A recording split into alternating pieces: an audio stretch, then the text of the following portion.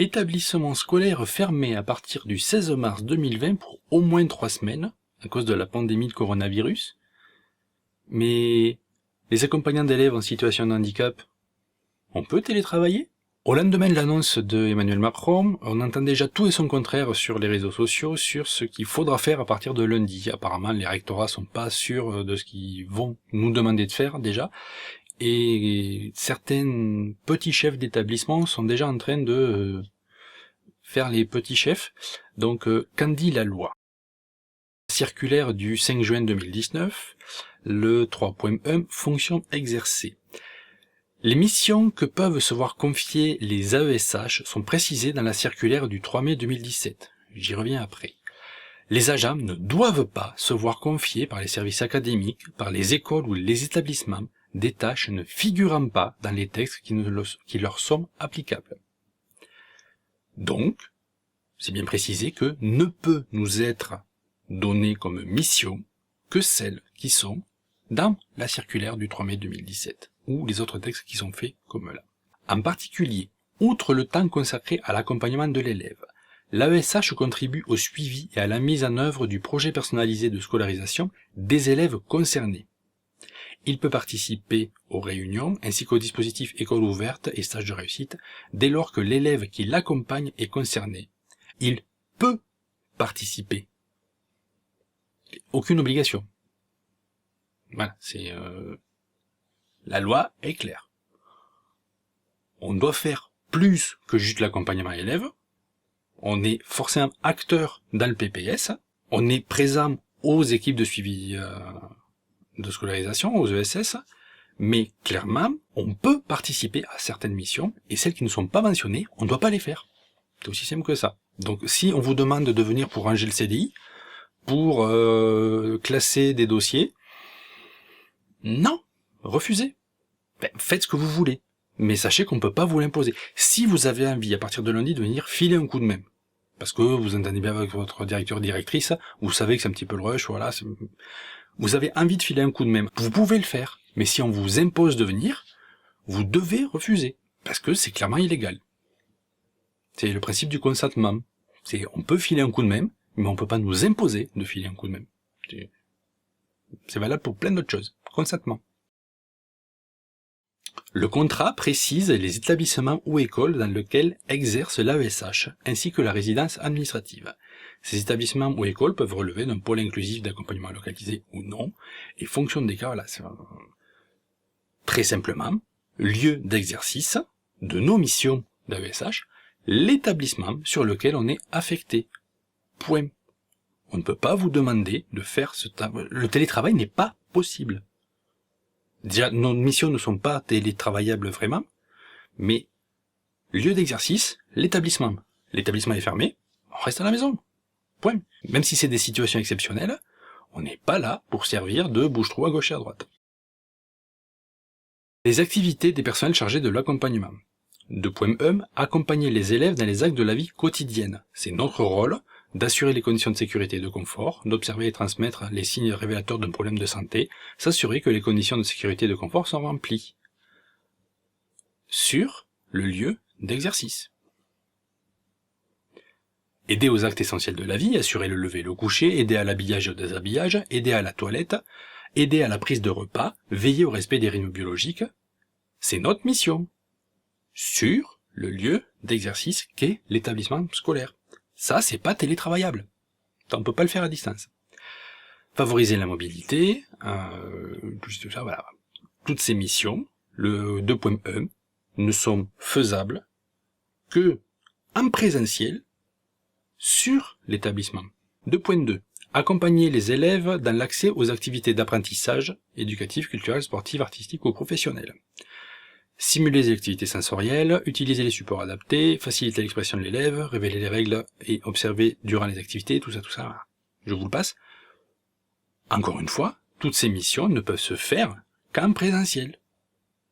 On ne peut pas le faire à travers, à la limite. Alors supposons, on a le meilleur des cas, on a la connexion internet et une webcam, on peut surveiller le gars même avec, comme si on l'avait à travers une vidéo avec Skype ou autre. Mais il faut que nous, on soit sur notre lieu d'exercice, pas depuis la maison. Ce n'est pas télétravaillable. Et en soi, c'est complètement inutile. C'est notre mission d'accompagnement d'élèves en situation de handicap se fait forcément en présentiel. 2.3. Accompagner les élèves dans les activités de la vie sociale et relationnelle. Participer à la mise en œuvre de l'accueil favorisant la mise en confiance de l'élève et de l'environnement.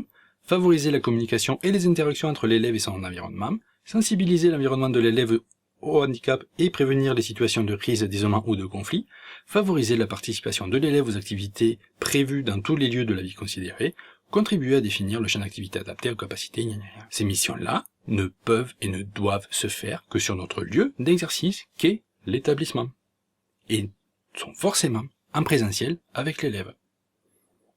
Donc, l'ensemble des missions qui sont les nôtres, d'accompagnement d'élèves en situation de handicap, ne peuvent se faire que dans l'établissement, que en présentiel.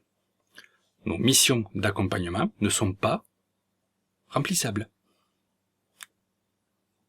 Donc, lundi, on ne peut pas être AESH sur notre établissement. La seule mission qui pourrait nous être confiée, c'est participer à une réunion, une équipe de suivi éducatif ou d'élaboration du projet personnel de scolarisation de l'élève. Mais c'est pas indispensable. Là, je cite.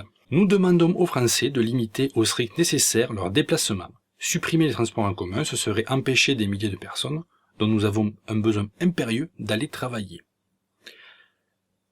Clairement, on va pas trop se jeter de fleurs. En tant qu'AESH, l'État n'a pas un besoin impérieux de notre présence. Surtout pour nous confier des missions qui, voilà, c'est... En l'état, le travail d'AESH, la mission d'AESH, toutes les missions d'AESH ne peuvent se faire à partir de lundi du fait de la situation.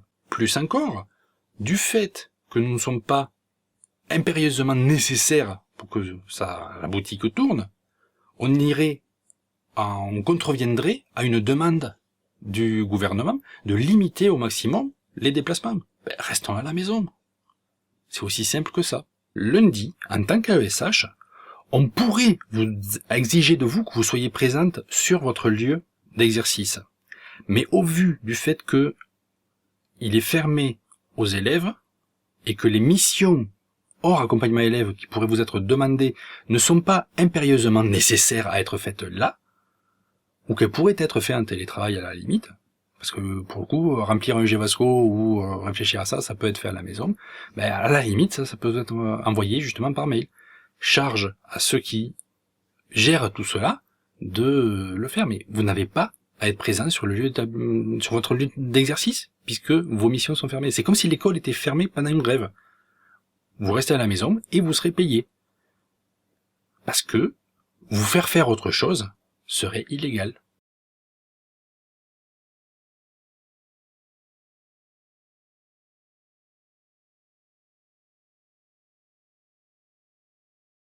Alors, petit cas particulier sur déclare.amélie.fr, dans l'éventualité où vous seriez un parent avec un enfant de moins de 16 ans, qui de fait reste à domicile, vous pouvez faire la demande de rester, d'être mis en arrêt maladie pour au moins 14 jours, à partir de lundi donc, pour assurer le fait de le garder. Aussi simple que ça. Ce n'est pas à vous de faire la déclaration, c'est l'employeur qui doit la gérer. Je vous mets dans la description le lien vers déclarer.amélie.fr pour que vous voyez comment ça marche. Mais c'est très simple. Si vous avez un enfant de moins de 16 ans à la maison, lundi vous êtes à la maison, vous êtes en arrêt de travail, point. Pour le coup, je vous dis bon week-end à vous, et lundi, si vous voulez, on télétravaille. Les commentaires sont là pour ça, on en discute. Je mettrai peut-être à jour dans un tweet, dans un commentaire épinglé, les informations au fur et à mesure. Voilà, je mets cette vidéo là pour que vous ayez les infos qu'on a tout de suite. Et après, ça s'adapte. Vérifiez les commentaires, le premier que je vais mettre en épinglé. Si je fais pas un erratum sur cette vidéo, si des nouvelles informations m'arrivent, je les mettrai là. Sur ce, prenez soin de vous, et à bientôt. On reste en télétravail.